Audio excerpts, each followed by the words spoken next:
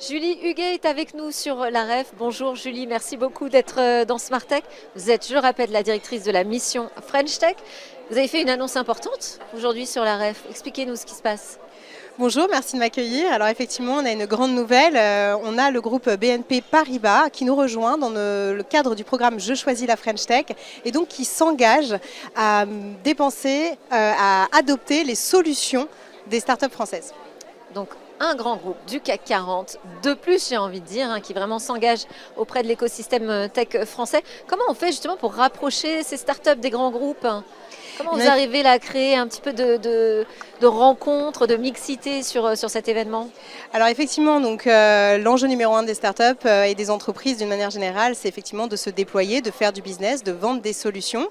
Et donc on a tout un panel de startups innovantes parmi les meilleures françaises qu'on expose d'ailleurs donc sur ce salon de la REF pendant 2 jours et qui proposent des solutions qui sont adoptables, implémentables pour innover dans les entreprises. Et donc les CAC 40 comme les TPE, comme les PME et les ETI eh bien, viennent à la rencontre de ces entreprises pour une raison qui est qu'elles ont besoin d'innover, d'avoir des solutions au niveau des leaders internationaux et c'est ce qu'on propose. Donc par exemple, on va avoir Pigment qui peut remplacer la solution Excel dans les entreprises, on va avoir Mistral qui peut remplacer OpenAI ou encore Malt qui va remplacer Upwork.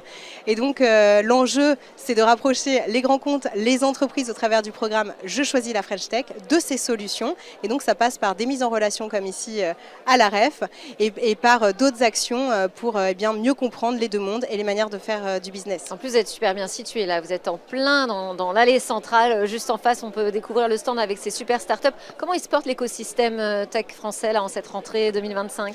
C'est une rentrée qui est très studieuse déjà ici à la REF puisqu'on a 20 grands comptes qui se sont mobilisés et qui ont réalisé en 2 jours 80 rendez-vous avec nos startups françaises donc, qui sont sur le stand. Donc, je pense que c'est une rentrée très studieuse qui est concentrée sur le business parce que dans des périodes comme on traverse, ce qui est important pour les entreprises, c'est se déployer, acquérir de nouveaux marchés et voilà ce qu'elles font, voilà ce que les entrepreneurs nous disent être leur priorité.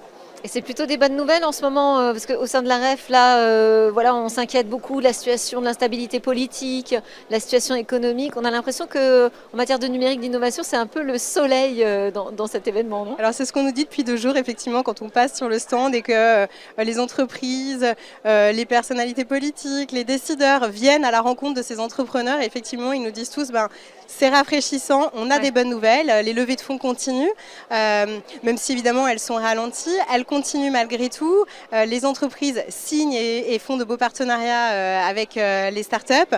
Donc ce sont plutôt des bonnes nouvelles, même si évidemment les entrepreneurs réclament une stabilité politique, puisqu'une stabilité politique amène une stabilité économique et c'est essentiel. Et il y a le sujet de la souveraineté aussi qui occupe beaucoup la souveraineté numérique. Qu'est-ce qu'on peut mener comme action au sein de la mission French Tech pour ça ?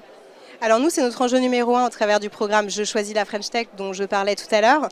L'enjeu numéro 1, c'est vraiment d'accompagner ces startups pour qu'elles aient plus de business en France, mais aussi de business à l'international au travers des filières de groupes français par exemple.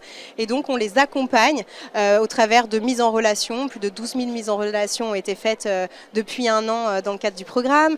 On les accompagne dans des rencontres qualitatives avec les grands comptes. On communique beaucoup sur les use cases, sur le fonctionnement et les solutions proposées par les startups pour que ça inspire aussi d'autres entreprises à découvrir ces solutions dont elles ont besoin. Je pense à l'intelligence artificielle, à la cybersécurité. Ce sont leurs enjeux numéro 1 et donc voilà, on rapproche ces deux mondes pour que ce soit gagnant-gagnant. Très concret. C'est une manière d'aborder le sujet de la souveraineté numérique de manière la plus concrète et sans doute la plus efficace, de permettre d'ouvrir les carnets de commandes. Merci beaucoup, Julie Huguet, merci. Je vous en prie, merci.